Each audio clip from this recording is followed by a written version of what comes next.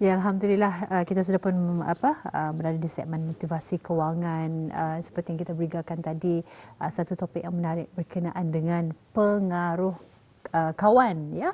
Jadi bersama dengan kita pada pagi ini seperti biasa, kita bersama dengan Puan Afiza Osili, merupakan pakar kewangan. Selamat pagi. Selamat pagi. Puan, apa kabar pagi ini? Kabar Sehat? baik. Ya, jadi gembira mendengarkannya. Betul.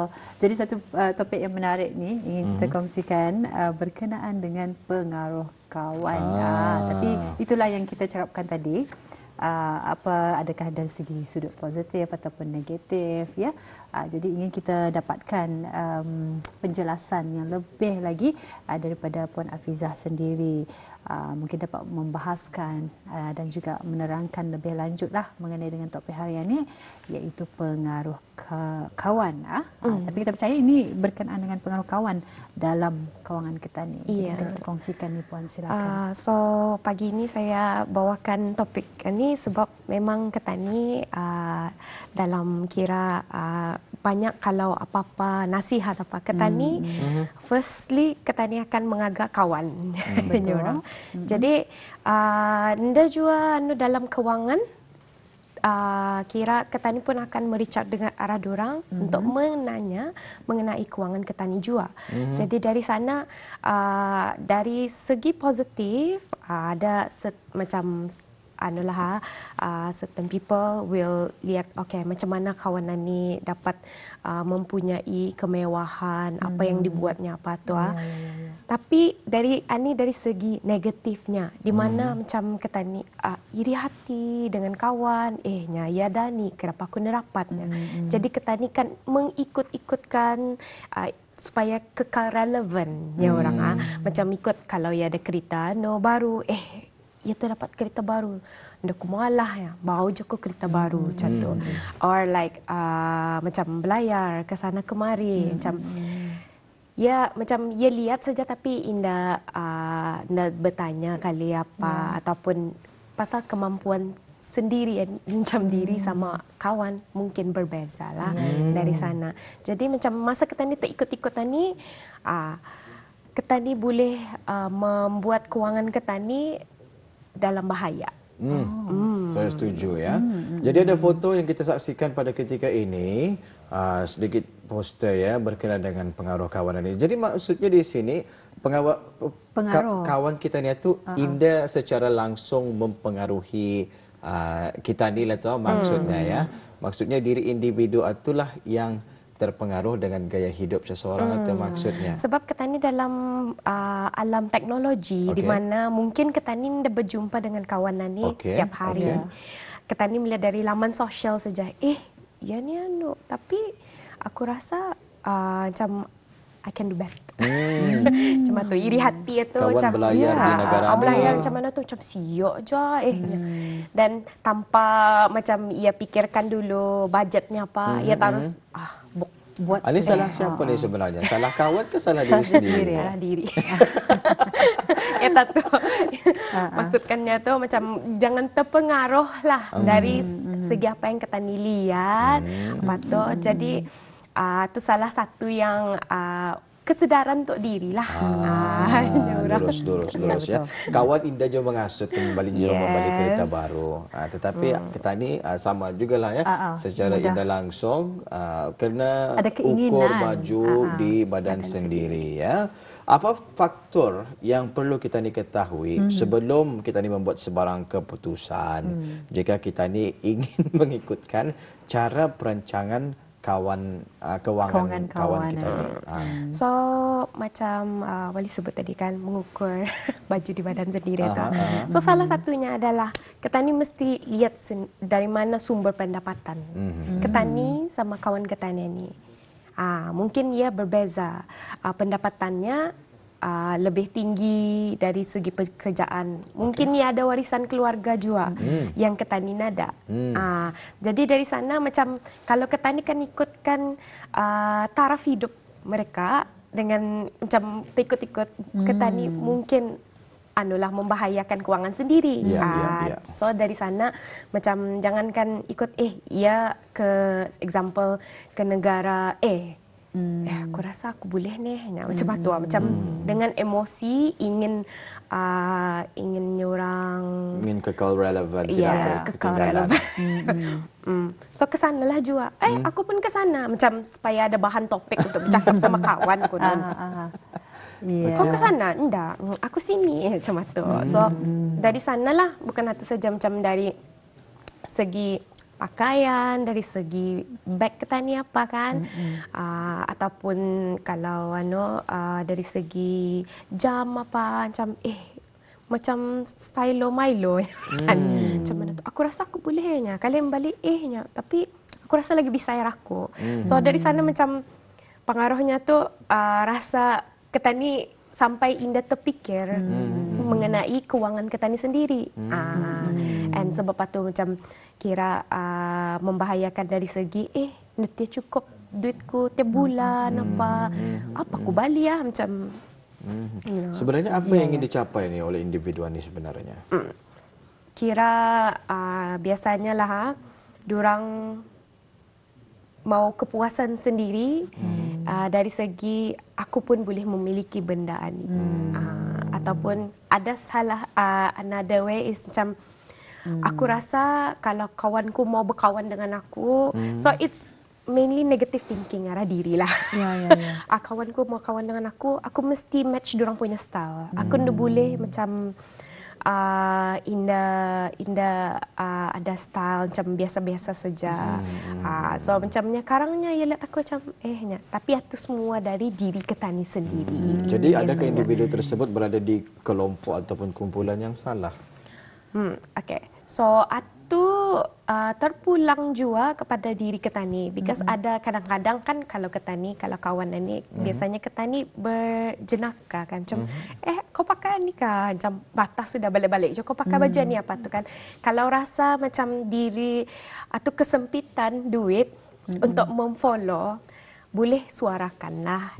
Kalau suarakan pun macam kami beranu saja kan. Tapi kadang-kadang macam aku rasa kau dapat ikut apa yang aku buat. Atau yang itu maybe salah satu tanda orang red flag. Betul. Untuk menjauhi. Jadi memang dapat dinafikan ya, salah satu penyebab utama apabila kita ni seseorang tu berbelanja berlebihan, antaranya ialah adalah disebabkan pengaruh rakan ni ataupun kawan. Ialah kalau biasanya ini berlaku juga apabila seseorang tu berada dalam kumpulan rakan sebaya yang mempunyai jurang perbezaan kewangan. Contoh saja macam ialah ada antaranya rakan kita ni yang mungkin ada yang berpendapatan tinggi ni puan. Dan ada yang mengamalkan gaya hidup mewah, tetapi berbeza dengan diri kita ni sendiri ni, dan akhirnya ialah individu diri itu sendiri yang akhirnya memakan dirinya sendiri, dan akhirnya kita ni merangkap diri mereka sendiri dengan hutang ni puan. Jadi macam mana ni kalau sekiranya berlakulah kepada individu itu, akhirnya ia akan berakhir dengan berhutang, dan mungkin ada tips-tipsnya begitu. Okay. So cara untuk merancang kewangan jika takutlah terjebaklah pengaruhannya. So salah satunya adalah ketani boleh buat kaji selidik dari diri ketani sendiri. Ketani boleh lihat pen and paper buat apa sumber pendapatan ketani. Dari mana ketani dapat sumber pendapatan pekerjaan. Mungkin ada orang kerja sampingan, ada membuat bisnes at the side, ataupun kalau ada volunteer ke apakah, ada kena bagi sebarang macam orang side income lah. Dari sana lihat lagi apa pinjaman yang telah dibuat. Sama berapa lama pinjaman ni kan habis apa tu. Kira mencek dia punya perbelanjaan bulanan. Sama ya tahu taraf hidup ketani sama taraf hidup kawan ketani mungkin dah sama. Mungkin ketani berkeluarga, durang seorang. Seorang dua orang jatuh kan. And then yang ketiga komitmen keluarga. Ini jika adalah paling penting biasanya macam kalau ada adik-beradik yang banyak, mungkin ia masih lagi orang membuat memberi macam sumbangan duit ke keluarga untuk adik-adiknya yang masih lagi bersekolah apa. So kan kawan memang berbeza. Mungkin kawannya ni adalah ada orang hanya seorang saja, tidak ada adik-beradik. Ya. So dari sana Ketani mesti lihatlah. So Ketani macam dia boleh ikut-ikut. Mungkin kalau mau ikut pun macam Ketani mungkin mesti menyimpan untuk kemahuan yang Ketani mau. Jangan macam lihat ada sudah aku ni boleh kalah 2-3 hari aku balik sudah. Atau memang membahayakanlah macam sendiri memerangkap diri sendiri. Yes. Betul. Waima pun sebenarnya gaji sama. Sekiranya gaji yang skala A sama dengan skala A ni ya. Tetapi itulah tanggungan masing-masing berbeza. Yang ini mungkin bujang, yang seorang ini mungkin beranak 5. Jadi kewangan itu ada lagi prioriti-prioritinya yang tersendiri ya. Jadi itu berbalik semula kepada diri individu tersebut untuk memikirkan ya bagaimana mereka perlu merancang kewangan masing-masing ni. Jadi mungkin ada cara lain selain cara yang dikongsikan tadi, mengkaji selidik untuk merancang kewangan ini. Macam mana tu Puan? Kalau menurut Puan sendiri. Cara lain adalah serahkan pada yang pakar. Pakar kewangan. Tapi yang ini pakar kewangannya mesti diiktiraf oleh autoriti kita ni lah. Pasal dari sana diorang akan bertanya sumber pendapatan apa, pinjaman, komitmen, dan yang paling penting adalah toleransi risiko. Sekiranya macam adakah simpanan ini bisa disimpan di sini kah, di sana kah, macam alternatif yang resources yang ada di Brunei ini, yang dibenarkan di Brunei ini, so diorang tahu macam mana untuk memberi nyorang konsultasi lah. Atau kira benar-benar mengukur, and then kalau boleh lah jangan takut memberitahu apa kesusahan kepada diorang. Macam pasal kalau Indah beritahu apa komitmen apa ada akan ditapuk, because diorang akan kira bukannya kira you don't have to look good lah. Fungsinya adalah menolong untuk supaya Ketani mengetahui macam mana, sama ada Ketani dapat ke Indah ikut kawan Ketani punya cara ni, ataupun Ketani ada perjalanan Ketani sendirilah dari segi kewangan juga. Jadi kuncinya di sini adalah untuk berjumpa kepada mereka yang benar-benar pakar ya. Kalau macam sudah sendiri macam apa kan buat next apa, anda tahu di mana kan dirujuk. Ke arah pakar lah. Arah pakar ya. Jangan tanya arah kawanan. Macam mana boleh kau kaya ni? Macam mana kau kaya ni? Sekali ikut pelaburan skim cepat kaya, bukan mengayakan, tetapi memiskinkan. Betul. Itu yang kita takutkan lagi di Puan ya. Iya. Jadi yalah, ini kan individu tersendiri sebenarnya lah ya. Ia sendiri yang terpengaruh sebenarnya ni. Lainlah juga kalau sekiranya ada kawan-kawan pulang yang mempengaruhi individuan ya. Jadi kalau Puan mendapat mengongsikan juga, kalau ada sekiranya antaranya individuan ni ia berkaras juga, ia akan mau ikut juga cara kawan. Dah mau. Dah mau. Jadi mungkin macam mana ni untuk membuat perancangan yang disarankan? Apa yang akan terjadi? Kalau yang macam ingin juga mengikut apa tu, bersedialah, pasal besar kemungkinan akan nyorang ada rantai pinjaman. Jadi terbiasa dengan rantai pinjaman, sebab kerana tu dah tahu even semasa Ketani sudah Ketani tua, bila Ketani bersara sudah, baru tak terasa mana tiada duit kau ni.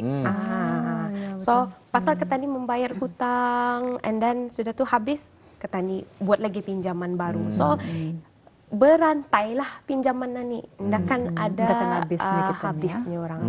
Kalaupun masa bersara habis, ia akan rasa kesempitan duit kerana macam aku terbiasa dengan lifestyleku yang before ani, iaitu membuat pinjaman. Itulah kan kadang-kadang apabila kita ni bagi nasihat dan juga pandangan dan juga dapat kita nilai lawan katanya usinkunya terpulang kepada aku lah. Tapi the thing juga kan dengan ani, bahayanya juga anak Ketani melihat.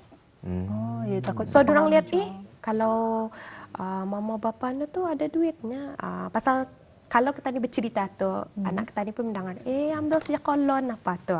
So macam pinjaman. So diorang pun, mungkin pinjaman ni adalah satu perkara yang biasa. Satu perkara biasa. Kalau aku sudah kerja, pinjaman ni adalah So ia kita ni mau break lah cycle tu kalau boleh.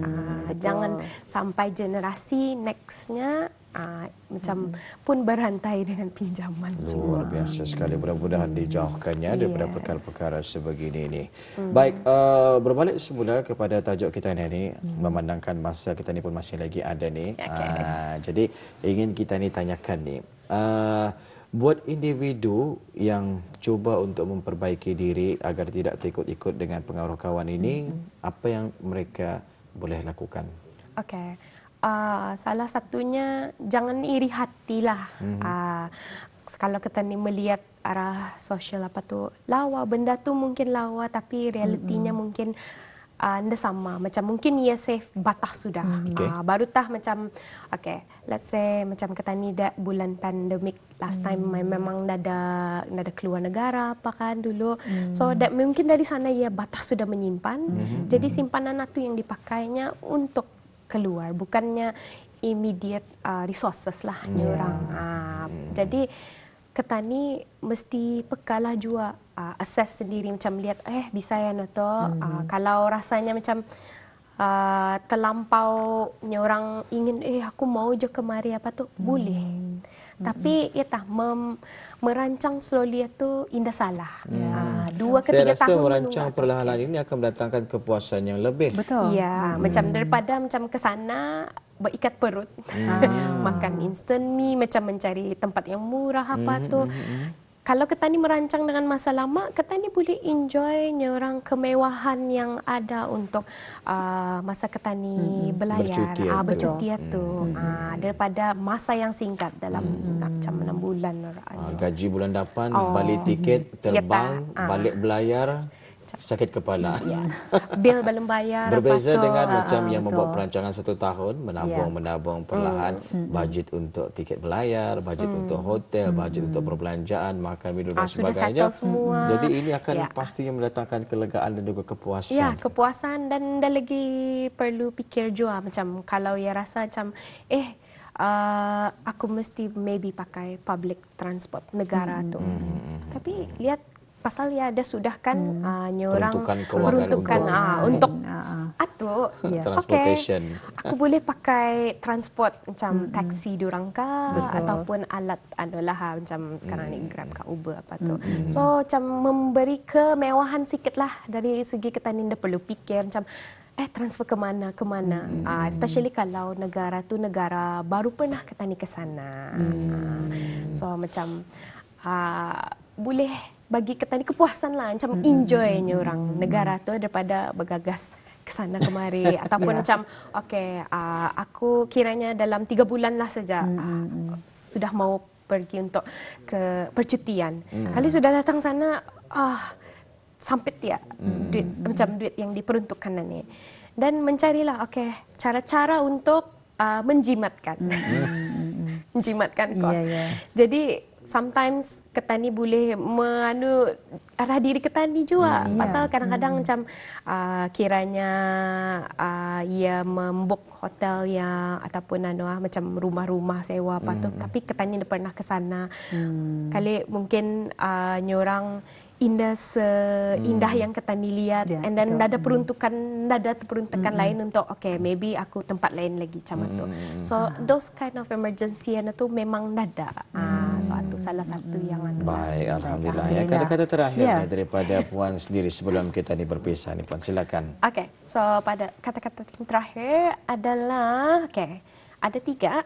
Itu satu, kita ni perlu berwaspada juga in terms of ni pengaruh kawan je lah macam aku kalau diorang ada pelaburan ke apa pasal banyak skim cepat miskin betul di luar sana. Jadi berwaspadalah sama yang kedua, jangan terikut-ikut taraf kehidupan orang lain kerana akan membuat kita ni berhutang kerana kemampuan kita ni berbeza. Dan yang ketiga, jangan terjebak dengan apa yang trending sebelum mengkaji selidik atau bertanya dengan yang pakar. Jadi dari sana boleh membuat ketanian itulah orang selamat dari segi kewangan ketani. Alhamdulillah ya. Jadi kalau sekiranya ada di antaranya ingin mengetahui untuk menghubungi pakar kewangan yang diiktiraf, mungkin dapat dikongsikan.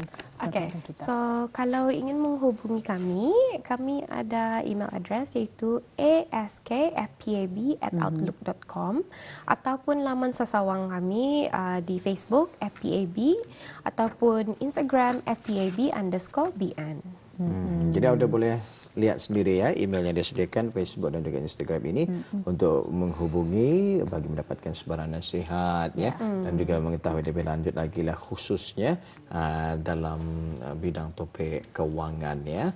Jadi insyaAllah mudah-mudahan mereka akan dapat membantu. Apapun, ribuan terima kasih kita ucapkan buat Yang Mulia Puan Afizah Osili, pakar kewangan yang kita undang pagi ini. Seronok kita berbual ya mengenai tajuk ini. InsyaAllah mudah-mudahan ke depannya nanti akan ada tajuk lagi yang menarik untuk dikongsikan bersama dan insyaAllah mudah-mudahan mampu menjadi nilai tambah ya kepada kita ni berdua. Begitu juga penonton-penonton kita ni yang menyaksikan ya.